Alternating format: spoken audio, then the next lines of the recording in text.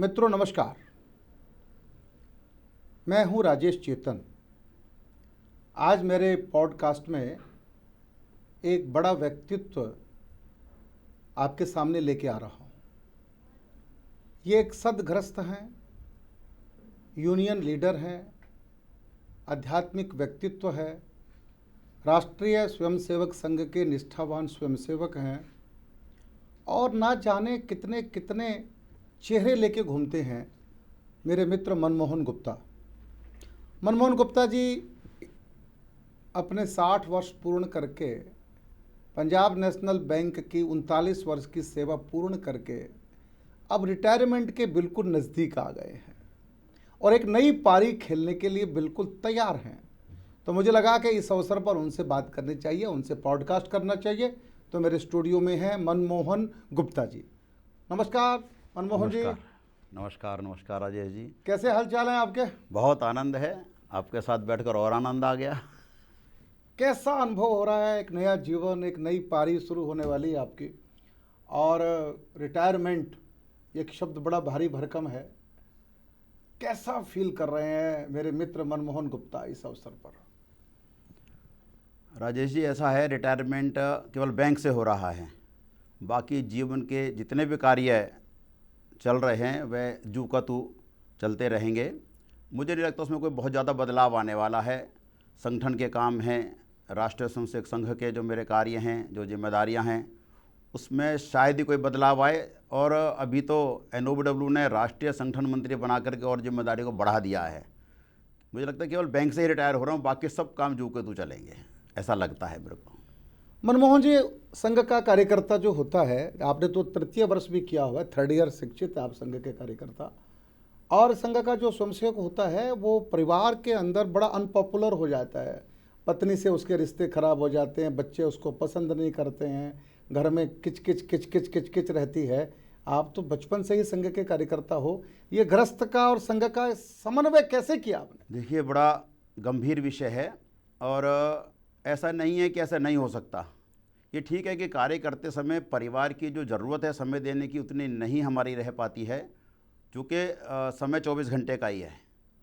परंतु फिर भी संघ ने पंच परिवर्तन जो लिया है उसमें सबसे पहला कुटुंब प्रबोधन लिया है। बहुत अच्छा। इसलिए लिया है कि सबसे पहले कुटुंब को संभालना। आज जो समाज की स्थिति है, हमारे बच्चे बच्चियां जो इधर उधर जाते हैं, कुटुंब प्रबोधन वो संघ ने इसीलिए लिया है कि सबसे पहले मैं अपने परिवार को संभालते हुए समाज को और देश को संभालना, ये एक मैनेज करना पड़ता है। सब एक छोड़ कर के दूसरे काम को नहीं पकड़ सकते, सब काम को साथ लेकर करना, यही संघ के कार्यकर्ता की विशेषता है, गृहस्थ की विशेषता है, ऐसा मैं मानता हूँ। 39 साल का कैरियर पंजाब नेशनल बैंक का आपका, जिस पोस्ट पे आपने ज्वाइन किया और आप उसी पोस्ट से रिटायर हो रहे हैं, ये मैं पहली बार किसी व्यक्ति को देख रहा हूँ जिसके जीवन में कोई प्रमोशन नाम का शब्द नहीं है। ये क्या क्या हुआ ऐसा? और ये जो बैंक की कहानी है, 39 वर्ष की आपकी स्टोरी है, इस स्टोरी में कुछ खट्टे अनुभव होंगे, कुछ खट्टे मीठे अनुभव होंगे, थोड़ा सा कुछ शेयर करें इस यात्रा। ये यात्रा कैसी रही आपकी? राजेश जी, 1986 में 23 सितंबर को मैंने ज्वाइन किया बैंक। भारतीय मजदूर संघ को मैं पहले से ही जानता था, क्योंकि संघ में राष्ट्रीय स्वयंसेवक संघ में रहा और आदरणीय भगत जी, राजकिशन भगत हमारे भारतीय मजदूर संघ के अध्यक्ष रहे, राष्ट्रीय अध्यक्ष रहे। उनसे मेरा पहला संपर्क आया जब मैंने बैंक ज्वाइन किया। मैं आगरा में पढ़ा करता था, LLB में कर रहा था, 2 साल मेरे हो चुके थे। मेरा पोस्टिंग बबराला मेरठ के पास आया, तो मैंने अपने कौशल किशोर जी प्रांत प्रचारक थे, मैं नगर कार्यवाह की जिम्मेदारी देखता था। तो मैंने उनसे कहा, भाई साहब, मैं अगर अपनी LLB तो पूरी करूँगा, लेकिन अगर मेरी पोस्टिंग आगरा हो जाएगी, अन्यथा मैं बैंक में ज्वाइन नहीं करूँगा। मेरा LLB मेन उद्देश्य था। तो आदरणीय भगत जी, जो ऑटो में बैठा करके मुझे ले गए, कभी किराया तक नहीं लिया, भारतीय मजदूर संघ के राष्ट्रीय अध्यक्ष रहे हों, ऐसे व्यक्ति के साथ पहला संपर्क मेरा आया और मैंने बैंक ज्वाइन किया और उन्होंने मेरी पोस्टिंग आगरा में ही करवाई, ताकि मैं अपने जो LLB का काम है वही पूरा कर सकूं।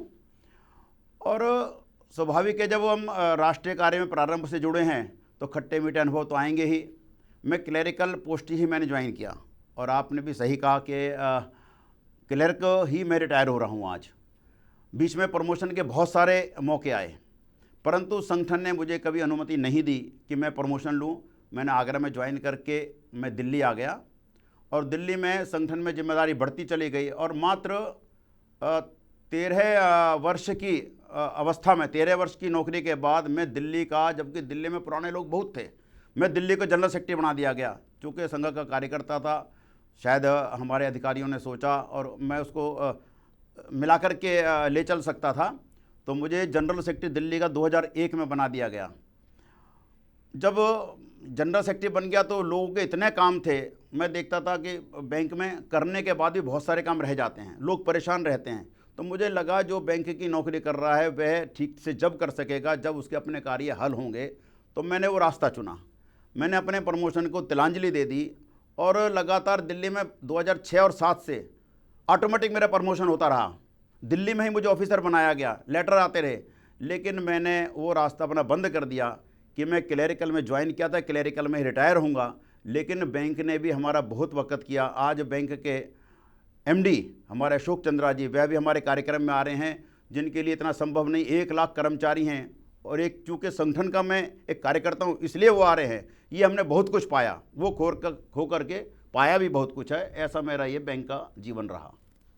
आपने सुना मित्रों, किसी क्लर्क की रिटायरमेंट पर पंजाब नेशनल बैंक के एमडी अशोक चंद्रा साहब आ रहे हैं एनडीएमसी कन्वेंशन सेंटर में। ये मेरे ख्याल से एक अनोखी घटना होगी कि कोई क्लर्क रिटायर हो रहा है और उनके विदाई समारोह में एमडी साहब उपस्थित हो रहे हैं। ये इसलिए हो रहा है क्योंकि हमारे भाई साहब मनमोहन जी का जीवन दूसरों के लिए है। मैं नहीं तू ही, अपने साथियों के लिए जीवन लगा दिया इस व्यक्ति ने। भाई साहब, बैंक के साथ साथ में मैं आपके अलग अलग रूप देखता हूँ, अलग अलग चेहरे देखता हूँ आपके। कभी आप एक कथा के संयोजक होते हैं, आयोजक होते हैं, 20 साल से आप भागवत कथा कर रहे हैं। कभी आप डिज़ाइनिंग की दुनिया में मैं आपको देखता हूँ, कभी राम जी का चित्र बना रहे हैं, कभी भारत माँ का चित्र आपके कंप्यूटर पे बनते हुए देखता हूँ। ये कथा कला और संस्कार भारती और ये चित्र और ये डिज़ाइनिंग, ये क्या स्टोरी है? देखिए, आदमी बहुमुखी प्रतिभा रहती है, भगवान देता है। कुछ प्रारंभ जीवन से ऐसा रहा। अपने गांव नूहू, जहां का मैं रहने वाला हूं, वहां जब पढ़ता था तो अपने भारतीय नववर्ष उसी को मैं मानता था। मैंने कभी अंग्रेजी नववर्ष को मनाया नहीं। मैं स्पेशल दिल्ली सुरुचि प्रकाशन में कार्ड ले आया करता था कि भाई नए वर्ष मेरा जो सम्मत आता है भारतीय नव संवत्सर, उसी को मनाऊंगा। ये एक मेरा मन रहता था। वही मेरा मन क्या आया कि देश में क्या चल रहा है। कोई उपन्यास बहुत पढ़ने का मेरा शौक़ था। शिवाजी महाराज के मैंने उपन्यास पढ़े और क्रांतिकारियों के, सयाह सुनामी के मैंने उपन्यास बहुत पढ़े। उनमें से कुछ भी चीज़ दिमाग में आई तो एक डिज़ाइनर थे बलराज जी, उनके पास जाता कि भाई साहब, महाराज शिवाजी ने ऐसे ऐसे माँ भवानी से तलवार मांगी तो उसका चित्र बनाओ।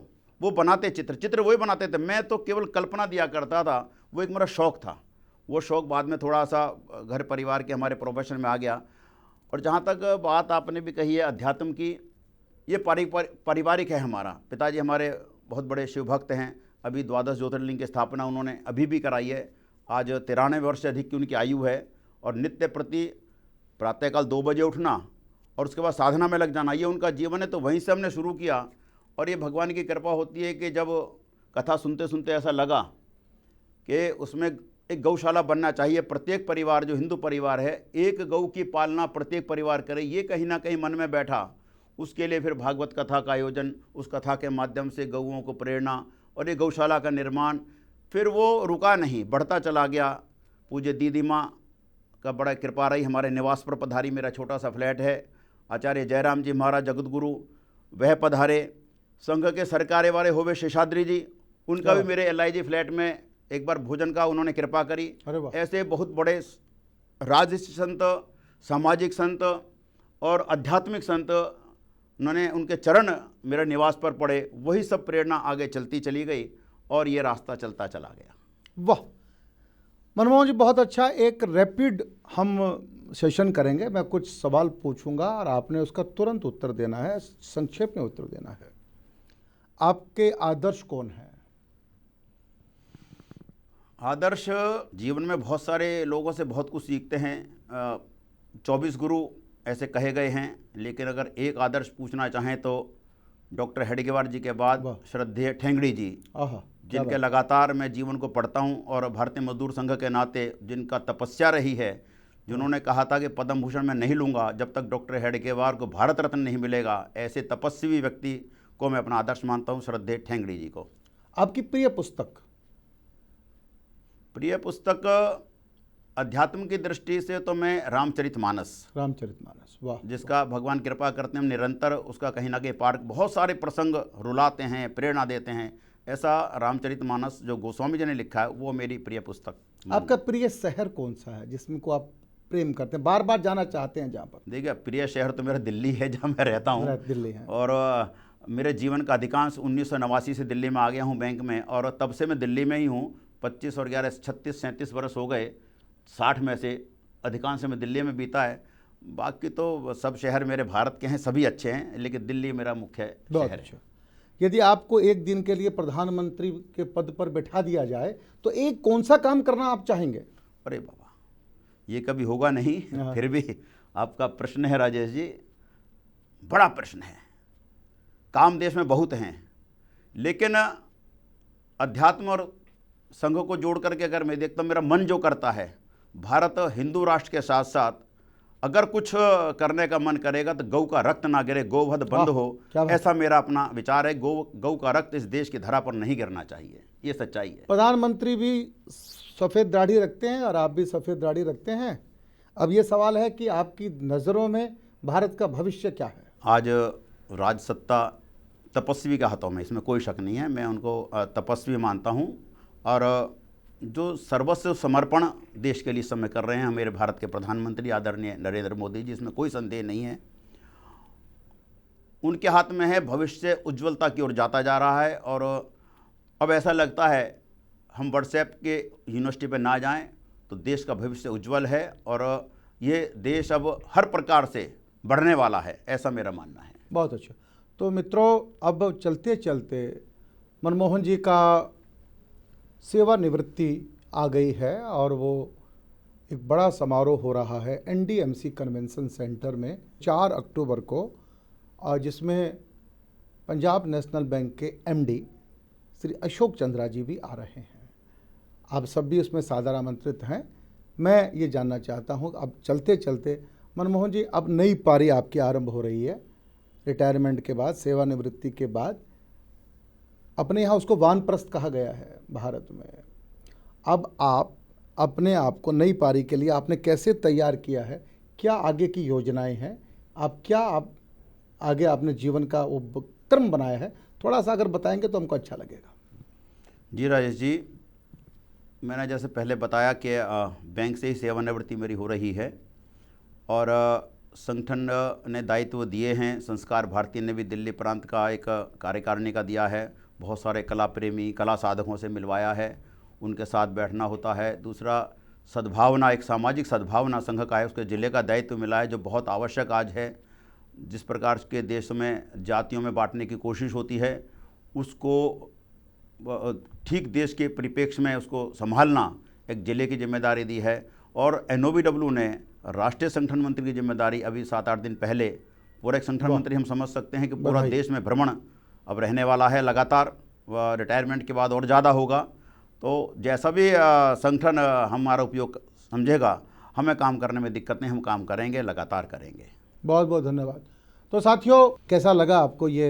अपनी प्रतिक्रिया आप जरूर दीजिएगा। मनमोहन जी को इस नई पारी के लिए बधाई दीजिएगा, शुभकामनाएं दीजिएगा। और एक सामाजिक कार्यकर्ता जो क्लर्क जिसने ज्वाइन किया पंजाब नेशनल बैंक में, क्लर्क ही रिटायर हो गया, ये संघ के स्वयंसेवक की खूबी है।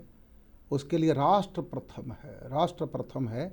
इसलिए उसके रिटायरमेंट पर पंजाब नेशनल बैंक के MD आ रहे हैं उनके विदाई समारोह में। ये खूबी है संघ के कार्यकर्ता की। आपने उनसे बात की और आपने बहुत ध्यान से सुना। मैं आप सबका धन्यवाद करता हूं। मनमोहन जी, आपका भी बहुत बहुत धन्यवाद। धन्यवाद राजेश जी, नमस्कार। आपने समय दिया, बहुत बहुत धन्यवाद।